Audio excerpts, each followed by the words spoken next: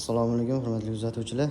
Bu obyektimizda birinchi sloy, birinchi qo'l kraskalari qilindi. Endi ikkinchi qo'l ikkinchisiga anaqa Hortox yog'dan qilamiz. Kuzatishda davom etinglar. Hozir ochib buni ko'rsatamiz. Kesib tashladi yog'i. Toshotganlar qiyshayib ketgan joylar.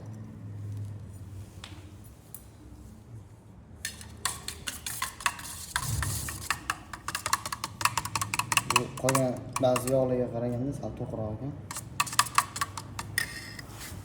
Birinchi sloyimizga bundan ishlatgan edik, esingizda bo'lsa. Ikkinchi sloyga buni ishlatamiz. Bitta bir xil firma. Ba'zi firmalar birinchisiga bundan ishlatib turib, ikkinchisiga boshqacha firmadan ishlatadigan bo'lsak, ba'zini tarkibi o'zgarib qolib, kirishib, ya'ni kimyoviy kirish ketadi. Ba'zi joylarda dog' qolishi mumkin. O'shanga iloji bo'lsa bir xil firmadan, bir xil tarkibdagi mahsulotdan foydalansak, maqsadga muvofiq bo'ladi.